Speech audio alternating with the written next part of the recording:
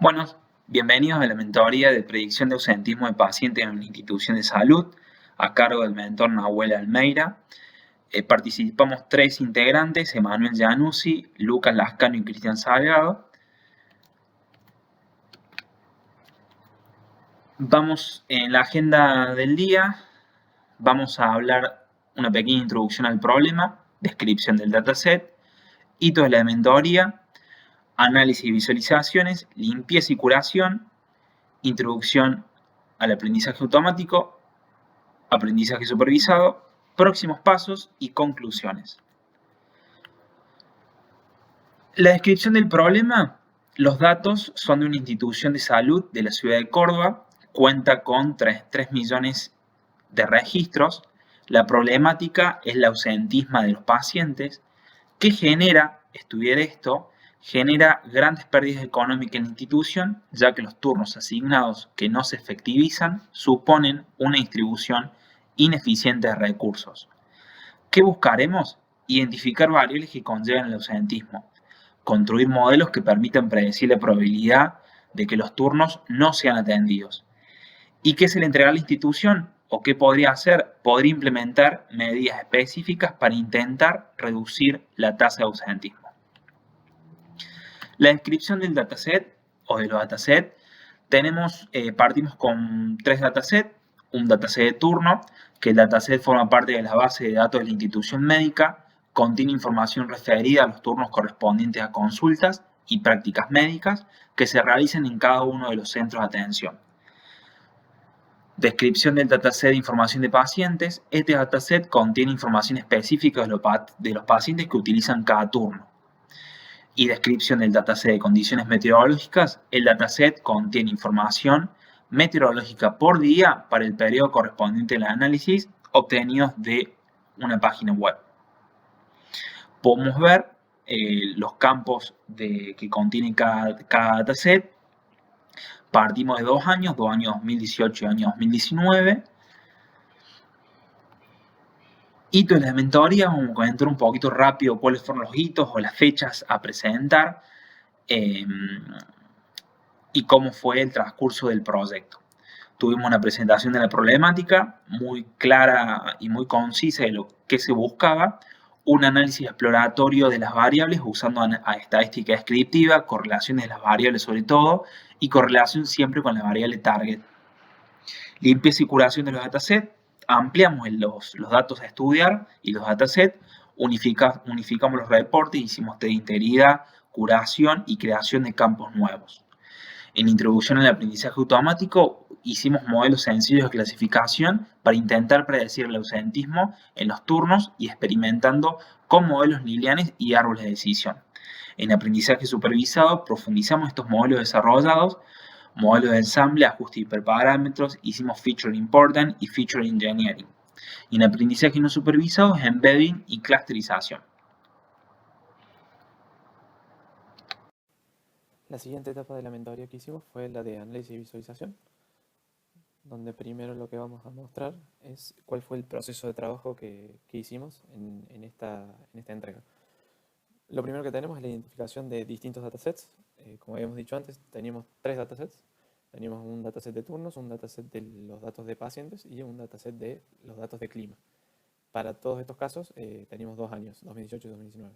Lo que hicimos fue unirlos a los 3 en base a las columnas que teníamos en común. En turnos teníamos un identificador que nos permitía unir con el dataset de pacientes. Y luego al clima lo unimos en base a la fecha, porque teníamos el clima de cada día. El siguiente paso fue identificar distintos tipos de variables, donde encontramos, por ejemplo, en el dataset de turnos 2 variables numéricas, 10 categóricas y una de tipo fecha. Y en el dataset de clima teníamos 12 numéricas, una categórica y una de fecha. El paso siguiente fue hacer algunos reemplazos mínimos, como quitar guiones, vacíos y demás. Ordenamos el dataset en base a la fecha, de forma descendente. Eliminamos registros duplicados de los turnos. Y recién ahí ya pasamos al análisis estadístico y descriptivo, explorando cómo se distribuían las variables en el tiempo o en base o por sus categorías. También calculamos una probabilidad condicional y luego una evolución en el tiempo. En esta, en esta presentación lo que podemos ver es eh, cómo se distribuían, por ejemplo, dos de las features que teníamos en este dataset de turnos. Una era la prestación asignada, que básicamente es cuál fue el motivo del turno que sacó el paciente. Lo que se puede ver, teníamos un total de 899 prestaciones, de las cuales el 50% se explica por una primera consulta o una consulta médica en realidad. Y luego se ven algunas de las más comunes. En cuanto al prestador, que el prestador se refiere a la obra social o la prepaga que tiene la persona que visita el centro, nos encontramos con 80 distintos prestadores. El principal eran OSDE, Swissmedica, Lomint. Y el quinto figura como consumidor final, que básicamente es quien no va con la obra social o con la prepaga, sino que paga la consulta particular. Bueno, y vale destacar que teníamos un 15% de registros con campos vacíos o nulos. En cuanto a servicio, que es similar a prestación asignada, teníamos 109 servicios, donde los principales, los turnos que mayormente obtenían eran de kinesiología y fisioterapia, ginecología y obstetricia y pediatría. En cuanto al estado del turno, el estado indica si el turno fue efectivamente atendido o si el paciente se ausentó. O también tenemos otros casos como si el turno finalmente fue anulado o estaba libre, o sea que estaba vacante. Lo que se puede ver es que eh, la frecuencia es del más del 50% es de atendidos, pero para ausentes es alrededor del 10%. Y finalmente acá con el nombre del canal, los principales canales de recepción de turnos eran el teléfono y hay un campo que lo tenemos vacío, que es el mayoritario de todos. Esto explorando un poco más algunos de los campos, el prestador que habíamos dicho que eran las obras sociales, podemos ver que el 78% de los turnos se otorgan a pacientes de 11 prestadores distintos. Eso incluyendo consumidor final, de un total de 80. Es decir, que el 13,75% de los prestadores cubren el 78% de los turnos, en el caso del dataset que tenemos. En cuanto al nombre del canal, como les comentaba en la filmina anterior, casi el 89% de los turnos se otorga a través de los canales del call center, o sea, del teléfono, y recepción, incluyendo estos no definidos. Y en cuanto al sexo, tomando los ausentes, el porcentaje de turnos otorgados a mujeres es 3 puntos porcentuales mayor que lo que veíamos en el dataset que consideraba todos los turnos. En el caso de pacientes de sexo masculino es 3 puntos porcentuales menor, lógicamente. Acá tenemos un boxplot de la edad. Lo que se puede ver, en realidad algunas observaciones que tenemos en base a esto es que cuando unimos el dataset de turnos con pacientes, nuestro identificador que nos permitía unir estas dos tablas era un campo que obviamente estaba protegido, no estaba codificado, y que representaba el nombre y apellido del paciente. Esto nos podía traer problemas en el caso de que haya pacientes que tengan el mismo nombre y apellido. Es decir, no contamos con un identificador unívoco como podría ser el número de documento de una persona. Esto se puede pensar que puede llevar a problemas. Se solucionarían teniendo más datos sobre los pacientes. De hecho, fue algo que probablemente influyó bastante en el resultado de la performance de los modelos que vamos a ver más adelante. En cuanto a la edad, se puede ver que la distribución de turnos parecería ser bimodal, con modas en las edades de 0 y alrededor de 30. Nos quedó la duda si los registros con edad 0 se debían a que fueron mal llenados por la persona que el data entre, o si corresponde a pacientes de edad 0 como bebés. Esto se subsanaría con más datos sobre el paciente, como la fecha de nacimiento, por ejemplo. Porque hoy en día el campo de edad viene determinado en duros, si se quiere.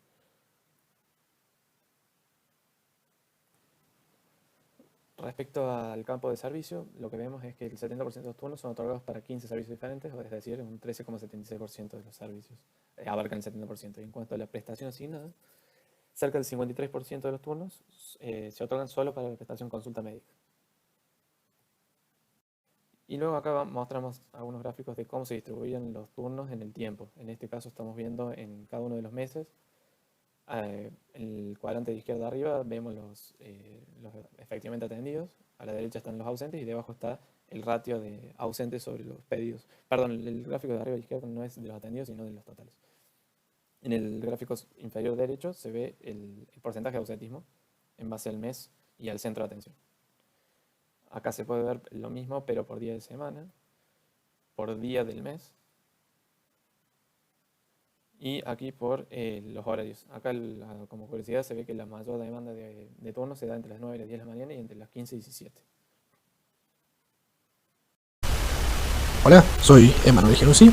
Voy a comentarles la sección de limpieza y curación de la mentoría de ausentismo en pacientes. Primero, les aviso que no utilizamos el mismo dataset que para análisis y visualización, sino que en este caso tenemos un dataset de turnos sin paciente, uno con paciente y los de clima. Así que bueno, procedimos a la unificación de todos los datasets y conseguir uno final de aproximadamente 3 millones de entradas y 29 columnas. Luego seguimos con la limpieza y curación de los datos, donde hicimos varias cosas, comentando algunos detalles.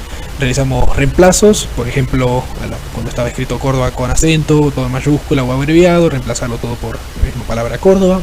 Realizamos agrupaciones, que esto a opinión personal fue una de las partes más complicadas de la curación, ya que prestador, servicio y prestación asignada eran columnas que tenían varias categorías, así que lo que sería esta agrupación es, en este ejemplo visto, lo que sería rehabilitación de rodilla y rehabilitación de columna, pasarlo a una sola clasificación, una sola categoría que sea rehabilitación, y lo mismo para todo lo que serían similares de rehabilitación.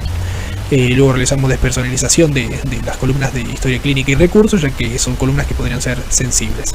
Realizamos el borrado necesario de datos, las filas duplicadas, los centros de atención que no nos interesaban, todo lo representativo a menores de edad, ya que como queremos estudiar el ausentismo, ya sabiendo de que cuando se es menor de edad no se suele ir de forma propia al médico, sino que se suele ir con padre o madre, así que como no es representativo para nuestro estudio, terminamos eliminando menores de edad.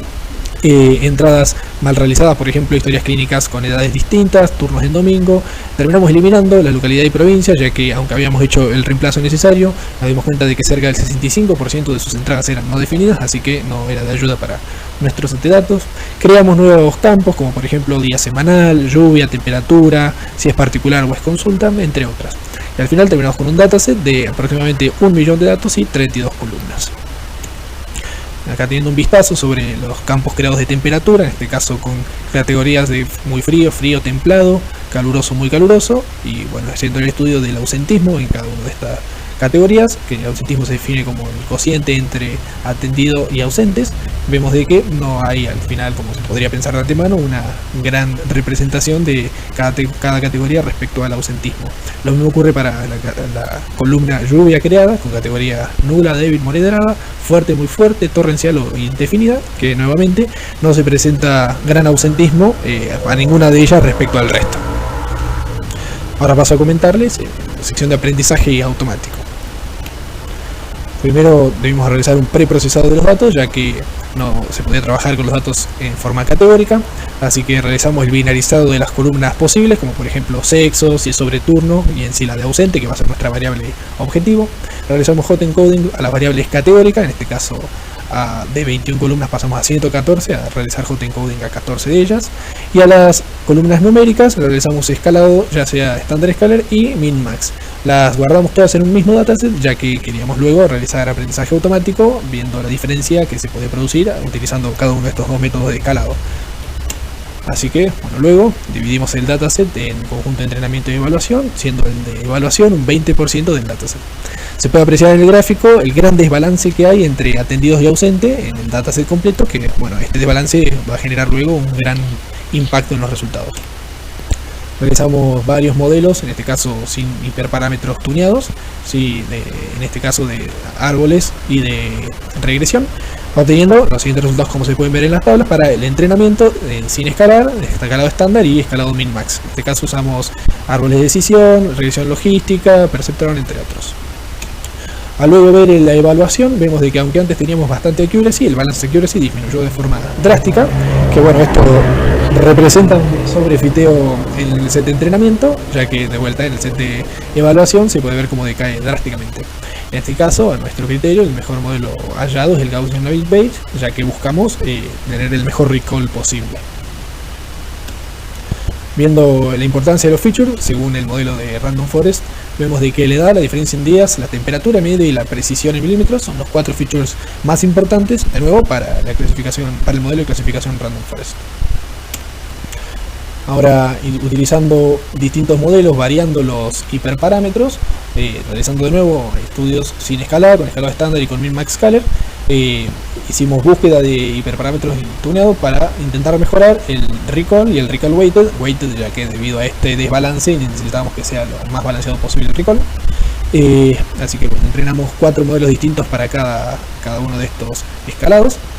Y luego, viendo los resultados de la evaluación, vemos que pasa casi exactamente lo mismo que sin tunear los hiperparámetros, ya que se presenta un gran sobrefiteo para el set de entrenamiento en todos los modelos, terminando en un balance accuracy bastante bajo para todos ellos.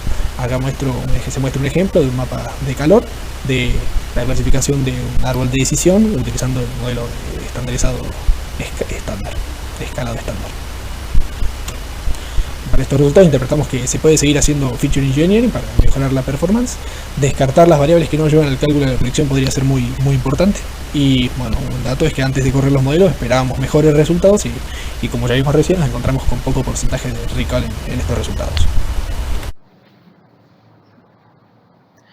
Bueno, ¿cuáles serían los próximos pasos a realizar? Los próximos pasos sería ampliar la base de datos 2020. Recordamos que tuvimos base de datos 2018-2019. Conseguir datos personalizando el paciente. Creación de nuevos feature engineering. Estudiar y trabajar con series temporales. Seguir ajustando los hiperparámetros de los modelos y seguir reentrenándolos. Explorar otras alternativas de clustering y comparar con los resultados obtenidos en el modelo supervisado. ¿Cuáles fueron las conclusiones del proyecto?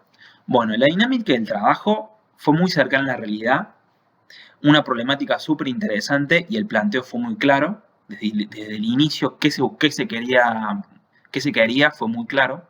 Se puede realizar pruebas pilotos de encuesta de satisfacción del turno asignado a nivel general o enfocando a las prestaciones con mayor probabilidad de ausencias encontradas. ¿Cuáles fueron las dificultades? Bueno, las dificultades fueron el procesamiento y la ejecución de las notebooks. Claro, en el tiempo más que nada se demoraba mucho. Y tuvimos dificultad en la determinación de hiperparámetros. Obviamente ha llegado a cabo el tamaño del dataset.